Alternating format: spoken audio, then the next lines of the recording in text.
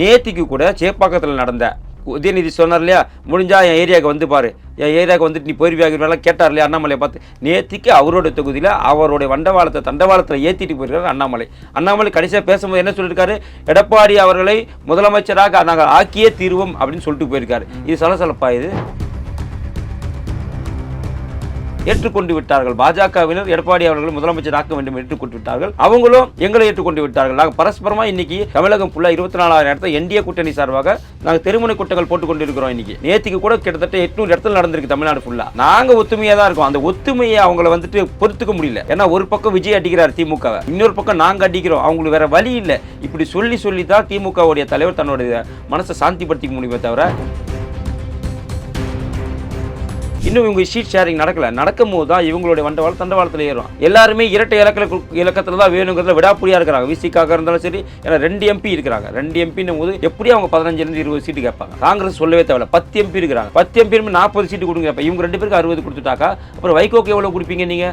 தேமுதிக எவ்வளவு கொடுப்பீங்க? ஏன்னா தேமுதிக எப்பவுமே எங்களுக்கு இரட்டை இலக்கம் எங்க கொடுக்கலன்னு தான் அவங்க அங்க போயிருக்காங்க இல்லையா. மனிதநேய மக்கள் கட்சி என்ன கொடுப்பீங்க? மக்கள் நீதி மையத்துக்கு என்ன கொடுப்பீங்க? கிட்டத்தட்ட 11-12 கட்சி இருக்கு பிரதான கட்சிகளாக. அப்ப கண்டிப்பாக ஒரு சலசலப்பு. ஓட்டுகளையும் திமுகவுடைய கூட்டணி கட்சிகளையும் இழுப்பதில் அவங்க தெளிவாக குறியா இருக்கிறாங்க. அதனால அவங்க என்ன சொல்றாங்க, நாங்கள் ஆட்சிக்கு வந்தா துணை முதலமைச்சரையும் கொடுப்போம், உங்களுக்கு அமைச்சரவையும் இடம் கொடுப்போம், எல்லாத்திலும் பங்கு கொடுப்போம். தாவேக்கா வெளிப்படையாவே சொல்லியிருக்கும். யாரும் போகல. இங்க ஷீட் ஷேரிங் நடக்கல சார். இங்க நடக்கும்போது கண்டிப்பாக அதற்கான ஆப்பர்ச்சுனிட்டி இருக்கு. அப்போ கூட்டணி உடைவது அப்படிங்கிறது இந்த தொகுதி பங்கீடு மூலியமா நடக்கும். கண்டிப்பாக நடக்கும். ஏங்க தொகுதி பங்கீடு நடக்கிறதுக்கு முன்னாடி இவ்வளவு சலசலப்பு.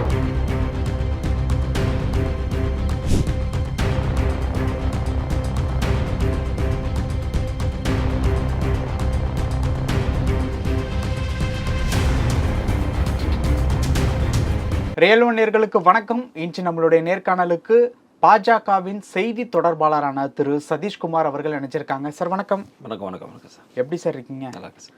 சார், இன்னைக்கு ஸ்டாலின் அவர்கள் ஒரு இன்டர்வியூ அப்படின்னு சொல்ல முடியாது, ஒரு ப்ரெஸ் கான்ஃபரன்ஸ் கொடுத்திருந்தாரு. அந்த ப்ரெஸ் கான்ஃபரன்ஸில் ஒரு விஷயம் சொல்லியிருந்தாரு. இந்த 2026 தேர்தலை பொறுத்த வரைக்கும் பல முனையிலிருந்து போட்டிகள் நடந்தாலும் பலமான போட்டிகள் இல்லை அப்படிங்கிற மாதிரி ஒரு வார்த்தை சொல்லியிருந்தாரு. அப்போ அவர் கூட்டணி மேல நம்பிக்கை வைத்து அந்த வார்த்தையை சொல்லியிருக்காரு அப்படிங்கறது நம்மளால புரிஞ்சுக்க முடியுது. அப்போ ஆப்போசிட்ல இருக்கிறவங்க பலம் இல்லையா அப்படிங்கறத தான் அவர் சொல்ல வராராங்கிறது ஒரு கேள்வியா மாறி இருக்கு. எப்படி பாக்குறீங்க? இல்லை, இப்போ அவர் சொல்றத நம்ம ஒரு கருத்தை நம்ம எடுத்துக்க முடியாது. ஏன்னு கேட்டாக்கா, இன்னைக்கு அவங்க கூட்டணிக்குள்ள தான் சலசலப்பு. இன்னைக்கு காங்கிரஸ் பெரிய ஒரு சலசலப்பு. ரொம்ப நாளா பேசிக்கிட்டு இருக்கோம். அப்படி இருக்கிற மாதிரி எந்த விதமான அறிகுறியுமே இல்லை. அப்போதைக்கு செல்வ பிறந்த இனி பொது வெளியில் காங்கிரஸ்காரர்கள் கூட்டணியை பற்றி பேச மாட்டார்கள். செல்வ பிறந்தங்க ஏன் சொல்றாரு? அப்படி பேசுற வரைக்கும் அந்த சலசலப்பு இருந்திருக்கலாம். அதுக்கப்புறம் யாரும் எதுவும் பேசல, சலசலப்பு அடங்கிருச்சு. திரும்பியும் இவர் மாணிக்கம் தாக்கூர் மேல ஒரு புகார் எடுத்துமே கொடுக்குறாங்க. ஏன் கொடுக்குறாங்க? ஒரு கட்சியில் இருக்கக்கூடிய ஒரு நிர்வாகி தனது சொந்த கருத்தை கூட சொல்வதற்கு அந்த கட்சியில் அவங்களுக்கு உரிமை கொடுக்கலன்னு சொன்னா, அப்படி ஒரு கூட்டணி இவங்களுக்கு தேவையானது அந்த காங்கிரஸ் தொண்டர்கள் சிந்திக்க மாட்டாங்களா? சொல்லுங்க. ஏங்க, ஒரு கட்சியோட தொண்டன், ஒரு சாமானிய தொண்டன், தொண்டர்களோட மனநிலைமையை ஒரு பொறுப்பில் இருக்க சொல்றாரு. அவரை சொல்லக்கூடாதுன்னு நீங்க தடுக்கிறீங்கன்னு சொன்னா அதற்கு கூட உரிமை இல்லையா? அப்படி என்ன அடிமையாக இருக்க வேண்டும் இந்த கூட்டணிக்கு? அப்படி என்ன இந்த கூட்டணிக்கு இவங்க சொம்படிக்கணும்? அப்படி எதுக்கு இவங்க பல்லக்கு தூக்கணும்? இந்த கூட்டணிக்கு வெட்டிட்டு வெளியே வந்துட்டு எவ்வளவோ ஆப்பர்ச்சுனிட்டி இருக்கு, ஏன் போகல? ஏன்னா இவங்களுக்கு பொறுத்த வரைக்கும் பாராளுமன்றத்தில் பேசுவதற்கு திமுக வேண்டும். காங்கிரஸோடைய ராகுல் காந்தி பேசும்போது அவருக்கு கை தட்டுவதற்கும் அவருக்கு ஜால்ரா அடிப்பதற்கும் அங்கே இருக்கக்கூடிய பாராளுமன்றத்தை நடக்க விடாமல் செய்வதற்கும் திமுக வேணும். அதே போல் திமுக அங்கே ஏதாவது பேசினா அதுக்கு காங்கிரஸ் வேணும். இந்த ஒரே ஒரு ஒத்துழைப்பு மட்டும் 2 பேருக்குமே இருக்க தவிர வேறு எந்த ஒரு எதிர்பார்ப்பும் 2 பேருக்கும் இருக்கிற மாதிரி இல்லை. இவங்க 2 பேருக்குமே தொண்டர்களுடைய மனநிலையை பிரதிபலிக்கல. மேலோட்டமாக இருக்கக்கூடிய தலைவர்களோட மனநிலையை பிரதிபலிக்கிறதுனால தான் இந்த மாதிரியான கரச்சார விவாதங்கள் 2 தரப்புக்குமே வருது. ஏன்னா இப்போது இவங்க சொன்னாங்க பொது வெளியில் பேசக்கூடாது. யார் சொல்கிறா? காங்கிரஸ் சொல்லிட்டாங்க. இவங்க சொன்னாரா? மு.க. ஸ்டாலின் சொன்னாரா? இது வரைக்குமே ஏன் சொல்லலை? காங்கிரஸை பற்றியோ விசிகா பற்றியோ கம்யூனிஸ்டை பற்றியோ நீங்கள் விமர்சிக்க கூடாதுன்னு யாராச்சும் ஒருத்தர்கிட்ட இவங்க சொல்லியிருக்காரா? ஆனால் கே நேரு பேசியிருக்காரு இல்லையா? அவர் 2ஆம் கட்ட தலைவர் கே நேரு, தளபதி என்கிற ஒரு எம்எல்ஏ பேசியிருக்கிறாரு, ராஜா கண்ணப்பன் பேசியிருக்கிறாரு. இவங்க எல்லாருமே பேசியிருக்காங்கல்ல. அப்போ இவங்களே கண்டிக்கல இவர். ஏன்னா அகம்பாவம், ஆணவம், நம்மளை விட்டு இவங்க எங்கேயும் போயிட மாட்டாங்க, போனால் இவங்க ஒன்றுமே நடக்காதுங்கிற ஒரு ஆணவத்தின் வெளிப்பாடு தான் இவங்களுடைய தலைமை. ஓகே, இப்போ என்டிஏ கூட்டணி எந்த அளவுக்கு ஸ்ட்ராங்கா இருக்கு அப்படிங்கிற மாதிரி ஒரு கேள்வி வந்திருக்கு. இந்த பக்கம் தொடர்ச்சியா கட்சிகள் இணைவது, அது குறித்து அவங்க கூட்டணி ஃபார்ம் பண்ணிக்கிட்டு இன்னைக்கு கூட தொகுதி பங்கீடு பேச்சுவார்த்தை எல்லாம் வந்து நடந்திருக்கு. இப்போ என்டிஏ கூட்டணியை பொறுத்த வரைக்கும் பாஜக, அதுக்கப்புறம் பாமக, அதிமுக தலைமையா இருக்காங்க. அதுவே வந்து நிறைய பேர் வந்து டவுட்டா வந்து சொல்றாங்க முதலமைச்சர் வேட்பாளர் எடப்பாடி. எங்களுக்கு டவுட் இல்லை. ஓகே, ஏன்னா சொல்றவங்க யாருமே அதிமுக கூட்டணின்னு சொல்றது இல்லையே, என்டிஏ கூட்டணின்னு தானே சொல்றாங்க. அதனால அந்த டவுட் வருது. இல்லை, அதாவது நீங்கள் ஒன்று தெரிஞ்சுங்களா, இண்டி கூட்டணி ஏன் சொல்ல மாட்டாங்கன்னு கேட்டுங்களேன். இண்டி கூட்டணியில் இருந்த மம்தா பானர்ஜி இப்போ இருக்காங்களா? கிடையாது. அரவிந்த் கெஜ்ரிவால் இருக்காரா? கிடையாது. அதே போல் உங்களுக்கு பீகாரில் இருக்கக்கூடிய தேஜஸ்வி இருக்காரா? கிடையாது. எல்லாமே பிரிஞ்சுட்டாங்க. அதே போல் உங்களுக்கு உத்தரப்பிரதேசத்தில் இருக்கக்கூடியவரும் முலாயம் சிங் யாதவும் இல்லை.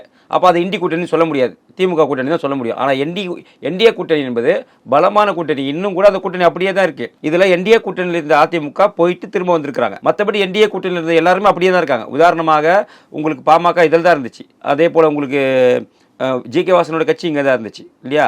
அதே போல் இருக்கக்கூடிய கட்சிகள் அப்படியே தான் இருக்குது. ஓ பன்னீர்செல்வத்தை தவிர அமமுக எல்லாருமே இங்கே தான் இருக்கிறாங்க. அப்போ என்டிஏ கூட்டணி என்றைக்குமே பிரியல.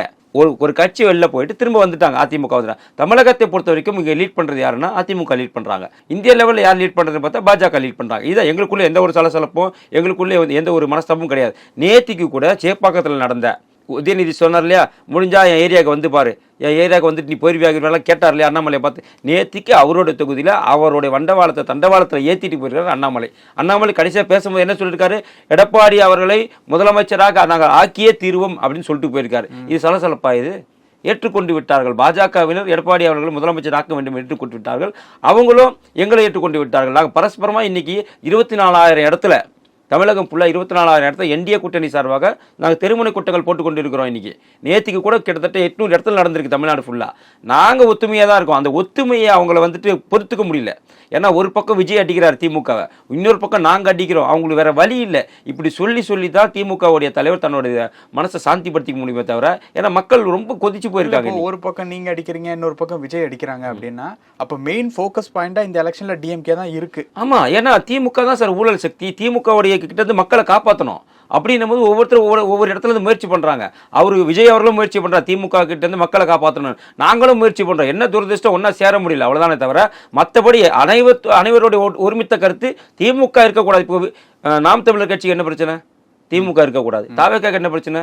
திமுக இருக்கக்கூடாது. என்டிஏ கூட்டணி என்ன பிரச்சனை? திமுக இருக்கக்கூடாது. இதுதான் எங்களுடைய ஒரே குறிக்கோள். திமுக என்ற கட்சி மக்கள் விரோத ஆட்சி இங்கே இருக்கக்கூடாது என்பதில் மாற்று கருத்து கிடையாது. தமிழக அரசியல் திமுக சுற்றி தான் இன்னமும் இயங்கிட்டு இருக்கு அப்படிங்கிறத ஏற்றுக்கிறீங்க. ஒரு கெட்டவனை சுற்றி தான் சார் எப்பவுமே ஒரு நல்ல விஷயங்கள் இயங்கி கொண்டு இருக்கும். ஏன்னா அந்த கெட்டவனை ஒழிக்கணும் போது வேற என்ன பண்ணுவோம், ஒரு பேயை விரட்டணும்னா நம்ம பூஜை பண்ணி தான் ஆகணும், புனஸ்காரம் பண்ணி தான் ஆகணும், சாமியை கும்பிட்டு தான் ஆகணும், கடவுளை வேண்டி தான் ஆகணும் இல்லையா? அப்போது ஒரு கெட்டதை ஒழிக்கணும்னாக்கா சில நல்ல விஷயங்கள் நம்ம செஞ்சு தான் ஆகணும், அவ்வளோதான். இதான் விஷயம். அப்போ இந்த திமுக என்ற ஒரு கட்சி, திமுக என்ற ஒரு மக்கள் விரோத கட்சியை நாம் விரட்டி அடிக்கணும்னாக்கா இந்த போல விஷயங்களை நம்ம செஞ்சு தான் ஆகணும். இல்லை மாட்டு கருத்து கிடையாது. மக்கள்கிட்ட நம்ம புரிய வைக்கணும், இவங்க என்னென்னலாம் பண்ணியிருக்காங்க, என்னென்னலாம் பண்ண போகிறாங்கன்றத நம்ம புரிய வைக்கணும். இன்னும் இவங்க ஷீட் ஷேரிங் நடக்கும் போது தான் இவங்களுடைய வண்டவாளம் தண்டவாளத்தில் ஏறும். அதில் என்ன பிரச்சனை வரும் சார்? இப்போ தேமுதிகவும் சேர்ந்துருக்கிறாங்க சரிங்களா? இப்போ தேமுதிக போன தடவை உங்களுக்கு என்டிஏ கூட்டணியில் தேமுதிக கிடையாது, அவங்க தனித்து தான் இருந்தாங்க. இப்போ இவங்க சேர்ந்துருக்கிறாங்க என்டிஏ கூட்டணியில். இப்போ என்டிஏ கூட்டணியில் இவங்க இல்லை, ஆல்ரெடி இல்லை. ஏன்னா நம்ம 18% ஓட்டு எடுக்கும்போது அதில் நம்ம தேமுதிக அதில் கிடையாது, உங்களுக்கு தெரியும். நம்ம அதில் நம்ம கூட்டணியில் அவங்க கிடையாது. அதே போல் எடப்பாடி கூட்டணியில் அவங்க கிடையாது. அப்போது புதுசாக ஒரு கட்சி அங்கே சேரும்போது அங்கே யார்கிட்ட இருந்தாச்சும் பிடிங்கி தானே கொடுக்கணும். ஏற்கனவே எனக்கு எவ்வளோ கொடுப்போம், உனக்கு எவ்வளோ கொடுக்கணும், அங்கே வந்து குடிமை பிடி சண்டை நடந்துருக்கும் போது புதுசாக இவங்க போயிருக்கும் போது என்ன நடக்கும்? அப்போ இவங்களுக்கு அதில் யாருக்கிட்ட இருந்தோ தானே வாங்கி கொடுக்கணும். எப்படியும் கண்டிப்பாக 140 தொகுதிக்கு குறையாமல் திமுக நிற்காது. 140 தொகுதிக்கு மேலே தான் திமுக நிற்கும். ஏன்னா அவங்க வந்து மைனாரிட்டி அரசாக இருக்க விரும்ப மாட்டாங்க. ஏற்கனவே ஒரு தடவை மைனாரிட்டி அரசாக இருந்து மக்கள்கிட்ட எவ்வளோ அசிங்கப்பட்டாங்க, கூட்டணி கட்சிக்காரங்கிட்ட எவ்வளோ அசிங்கப்பட்டாங்க, எதிர்கட்சிக்காரங்கிட்ட எவ்வளோ அசிங்கப்பட்டாங்கன்னு தெரியும். அந்த நிலைமை வரக்கூடாதுன்னு கண்டிப்பாக நினைப்பாங்க. அதனால் 140லேருந்து 150க்குள்ளே அவங்க நிற்பாங்க. மீதம் இருக்கக்கூடிய அந்த 84 தொகுதியில் தான் இங்கே இருக்க இவங்க கிட்ட இருக்க எத்தனை கட்சி இருக்குது, கிட்டத்தட்ட ஒரு 10 கட்சி இருக்குன்னு வச்சுல, எப்படி பிரித்து கொடுப்பாங்க?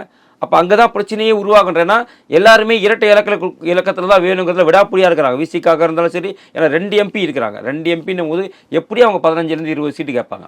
காங்கிரஸ் சொல்லவே தேவையில்ல, 10 எம்பி இருக்கிறாங்க. 10 எம்பி 40 சீட்டு கொடுங்க. அப்போ இவங்க 2 பேருக்கு 60 கொடுத்துட்டாக்கா அப்புறம் வைகோக்கு எவ்வளோ கொடுப்பீங்க நீங்கள்? தேமுதிகக்கு எவ்வளோ கொடுப்பீங்க?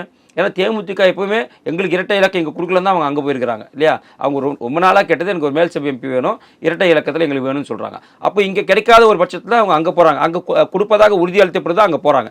அப்படி இருக்கும்போது அவங்களுக்கு என்ன சீட்டு கொடுப்பீங்க? மனிதநேய மக்கள் கட்சி என்ன கொடுப்பீங்க? மக்கள் நீதி மையத்துக்கு என்ன கொடுப்பீங்க? கிட்டத்தட்ட 11-12 கட்சி இருக்குது பிரதான கட்சிகளாக. அப்போ நீங்கள் 150 சீட்டில் நின்று மீதி 84 தொகுதி எத்தனை பேருக்கு பிரித்து கொடுப்பீங்க? அப்போ கண்டிப்பாக ஒரு சலசலப்பு, ஒரு பிரச்சனை அந்த கூட்டணியில் உருவாகும். அப்போ உருவாகும்னு நினைக்கும் போது கண்டிப்பாக யார் அதிகமாக கூட்டுறோம் அங்கே போகிறதுக்கான நிறைய வாய்ப்புகள் இருக்கு. காங்கிரஸ் ஆல்ரெடி நாங்கள் சொல்லிட்டு இருக்காங்களுக்கு தேமுதிக அதாவது டிவிக்கு கூட போனவங்களுக்கு அவங்க தொண்டர்களோட விருப்பம். காங்கிரஸோட ஒட்டுமொத்த தொண்டர்களோட விருப்பம் என்னன்னாக்கா நமக்கு இந்த முறை திமுக வேண்டாம், நம்ம அடிமையாக இருக்கக்கூடாது, நாம தாவேக்கா போயிடலாம், விஜய் பக்கம் போயிடலான்றது அவங்களோட எண்ணமாக இருக்கிறது. இன்னைக்கு நிறைய கட்சிகளோட எண்ணமும் அதுமாக தான் இருக்குது. இன்னைக்கு இஸ்லாமிய இயக்கங்கள் அவங்களுக்கு சாதகமாக இருந்தால் கூட இஸ்லாமிய இயக்கங்களுக்கு சீட்டு கொடுக்கலாங்க, நம்ம திரும்ப தாவேக்கா போயிடலாங்கிற எண்ணம் தான் அவங்களுக்கு இருக்குது. அப்போது தாவேக்கா திமுகவுடைய ஓட்டுகளையும் திமுகவுடைய கூட்டணி கட்சிகளையும் இழுப்பதில் அவங்க தெளிவாக குறியாக இருக்கிறாங்க. அதனால தான் அவங்க என்ன சொல்கிறாங்க, நாங்கள் ஆட்சிக்கு வந்தால் துணை முதலமைச்சரையும் கொடுப்போம், உங்களுக்கு அமைச்சரவையும் இடம் கொடுப்போம், எல்லாத்துலையும் பங்கு கொடுப்போம். தாவேக்கா வெளிப்படையாகவே சொல்லியிருக்கும். யாரும் போகல, இது வரைக்கும் போகல. எந்த இங்கே இன்னும் சீட் ஷேரிங் நடக்கல சார். இங்கே நடக்கும்போது கண்டிப்பாக அதற்கான ஆப்பர்ச்சுனிட்டி இருக்குது. அப்போ கூட்டணி உடைவது அப்படிங்கிறது இந்த தொகுதி பங்கீடு மூலியமா நடக்கும், கண்டிப்பாக நடக்கும். ஏங்க தொகுதி பங்கீடு நடக்கிறதுக்கு முன்னாடி இவ்வளவு சலசலப்புங்கிறது காங்கிரஸ்ட மட்டும்தான் இருக்கு. விசிக என்ன சொன்னார் நேத்திக? விசிக என்ன சொன்னார்? அதாவது தொகுதி பங்கீடு முடியட்டும், ஜெயிப்போம், ஜெயிச்சதுக்கு அப்புறம் நாங்க ஆட்சியில பங்கா இல்லையான்றத கேட்போம், ஆட்சியில பங்குன்றதை நாங்க அப்போ வைப்போம்னு சொல்றாரு. அப்ப என்ன அர்த்தம்? கேள்வி வரும்ல, ஏன் முதல்ல கேட்காம எல்லாம் முடிஞ்சதுக்கு அப்புறம் கேக்குறீங்க? இல்ல அதுதான் இப்போ இவ்வளவு அப்போ இது நம்ம விசிகாவை பொறுத்தவரைக்கும் எவ்வளவு சீட்டு கொடுப்பாங்க, நம்ம எவ்வளவு வெற்றி பெறுவோம். ஒரு 25 சீட்டு அவங்க கேட்கறாங்க, 20 சீட்டு கேட்கறாங்கன்னு வச்சுக்கலாம். ஒரு 15 சீட்டு அவங்க வெற்றி பெற்று விட்டா என்ன பண்ணுவாங்க, கூட்டணியில பங்கு வேணும்னு கேட்பாங்க. கரெக்டா இல்லையா? அப்போ அந்த 20 சீட்ல 2 சீட்டு ஜெயிச்சா கூட்டணியில பங்கு கேட்க முடியாது. அதனால அவரோட நிலைப்பாடு எத்தனை சீட்டு கொடுக்காங்கிறத பார்த்துட்டு அதுக்கேற்ற மாதிரி எந்தெந்த இடத்த ஒதுக்குறாங்க அந்த படத்தை பேசலாம். ஏன்னா அவர் அவசரப்பட்டு நம்ம காங்கிரஸ் மாதிரி நம்மளும் பேசக்கூடாது, நம்ம கொஞ்சம் வெயிட் பண்ணுவோம் அப்படின்னு வெயிட் பண்ணுறாரு. அவரும் அந்த சீட்டுக்காக தான் வெயிட் பண்ணுறாரு, எவ்வளோ சீட்டு கொடுக்குறாங்கிறதுக்காக தான் வெயிட் பண்ணுறாரு. அவர் நிலைப்பாடு தான் சொல்லிட்டாரு, நாம் வெற்றி பெறுவோம். ஆனால் அவருக்கே தெரிஞ்சு போச்சு, வெற்றி பெறுவோம் வெற்றி பெற மாட்டோமான்னு தெரியாது. அப்புறம் இதுக்குள்ளேயே நமக்கு என்னதுக்கு கூட்டணியில் பங்கு வேணும், ஆட்சியில் பங்கு வேணும், எதுக்கு கேட்கணும்? நம்ம எப்படியும் இந்த தடவை திமுக ஜெயிக்கக்கூடாது திருமாவளவனுக்கு தெரிந்த காரணத்தினால தான் திருமாவளவன் அந்த கூட்டணியில் பங்கு ஆட்சியில் பங்குன்ற வார்த்தையை இப்போதைக்கு தள்ளி வச்சுட்டு எலெக்ஷன் முடிஞ்சதுக்கப்புறம் நான் கேட்குறேன்னு சொல்லியிருக்காரு. ஓகே, இப்போ தொகுதி பங்கீடுல பிரச்சனை வரும், எலெக்ஷன் முடிஞ்சதுக்கு அப்புறம் பேசலாம் அப்படிங்கிற மாதிரி திரும்ப சொல்லியிருக்காருன்னு சொல்றீங்கல்ல. இப்போ அவர் என்ன நினைச்சுக்கிட்டு பேசியிருப்பாரு அப்படிங்கிறது ஒரு யூகமா தோணுது. அப்படின்னா ஒருவேளை மைனாரிட்டி கவர்மெண்ட் அமைஞ்சிருச்சு அப்படின்னா நம்மளுடைய தேவை திமுகவிற்கு தேவைப்படும், அப்ப பேசினா கரெக்டா இருக்கும் அப்படிங்கிற மாதிரி யோசனைகள் ஏதாவது இருக்குமா? ஆமா, அந்த யோசனையும் இருக்கும், இந்த யோசனையும் இருக்கும். எப்படி நம்ம ஜெயிக்க போறதில்ல, எதுக்கு இப்போ கூட்டணியை பத்தி பேசணும் அப்படிங்கிற எண்ணமும் அவருக்கு இருக்கும். ஓகே, அப்படி இருக்கும்போது தொகுதி பங்கீடு அப்படிங்கிறப்ப பேசினாலே சில விஷயங்கள் பதிலா கிடைக்கும். எல்லாம் முடிஞ்சதுக்கு அப்புறம் பேசினா கிளியர் கட்டான பதில் கிடைக்குமா? இல்ல அதுதான், அதாவது இப்போ பேசி இதில் பிரயோஜனம் இல்லை. ஏன்னா அவங்க தெளிவாக சொல்லிட்டாங்க, கூட்டணியில் ஆட்சியில் பங்கு நாங்கள் கொடுக்க மாட்டோங்கிறது திமுகவோட நிலைப்பாடு. பேசி என்ன நடக்க போகுது, அதை பேசி நம்ம அது என்டிஏ கூட்டணிக்கு ஒரு சாதகமான சூழ்நிலை உருவாக்கி விடக்கூடாது என்பதில் ரொம்ப ஒரு கேர்ஃபுல்லாக இருக்கிறதுனால தான் சில வார்த்தைகளை அவர் தவிர்க்கிறார். இப்போ இருக்கக்கூடிய ஒரு சுச்சுவேஷன் படி பார்த்தோம் அப்படின்னா திமுக சுற்றி தான் எல்லாம் நடக்குது அப்படின்னா வெற்றிகளும் அதுக்கு உண்டான பாசிபிலிட்டிஸ் கொடுக்குதா எப்படி? இல்லை சார், இப்போ அவங்க தான் சார் ஆளுங்கட்சி. ஒரு ஆளுங்கட்சியாக இருக்கும்போது அந்த ஆளுங்கட்சியை சுற்றி தான் அரசியல் நடக்கும். சரிங்களா? அவங்க செய்யக்கூடிய தவறுகளை சுட்டி காட்டுறதாக இருக்கட்டும், அவங்க செய்யக்கூடிய ஊழல்களை சுட்டி காட்டுறதாக இருக்கட்டும், சட்டம் ஒழுங்கு சீர்கேடாக இருக்கட்டும், பாலியல் பலாத்காரமாக இருக்கட்டும், இந்த ஆட்சியில் எல்லாமே இருக்குது. இந்த ஆட்சியில் சொல்லும்படியாக நல்ல விஷயம் ஒன்று கூடவே இல்லை. இந்த 4 வருஷத்தில் ஒட்டுமொத்தமாகவே இந்த 4.5 வருஷத்தில் கெடுதல் மட்டும்தான் மக்களுக்கு பண்ணியிருக்காங்களே தவிர நல்ல விஷயம் ஒரு விஷயம் பண்ணியிருக்காங்களான்னா கிடையவே கிடையாது. ஏதாச்சும் ஒரு பொருளோட வேலை இறங்கியிருக்கான்னு கேட்டாக்கா கிடையவே கிடையாது. ஏதாச்சும் காவல்துறையில் இவ்வளவு பெரிய நாங்கள் சாதனைகளை செஞ்சிருக்கிறோமா கேட்டால் கிடையவே கிடையாது. சுகாதாரத்துறையில் ஒரு பெரிய சாதனை செஞ்சிருக்கோமான்னு கேட்டால் கிடையவே கிடையாது. எந்த துறையிலுமே சாதனையே செய்யாமல் எல்லா துறையிலுமே சோதனை மட்டுமே குறிக்கோளாக வைத்துக்கொண்டு 10 லட்சம் கோடி கடன் எடுத்தும் தமிழகத்தை நிறுத்தியிருக்கிறீங்க. எப்படி உங்களை மக்கள் நம்புவாங்க, எப்படி உங்களுக்கு ஓட்டு போடுவாங்க? ஓகே, பல விஷயங்கள் பேசணும். நேரத்துக்கு ரொம்ப நன்றி. நன்றி சார்.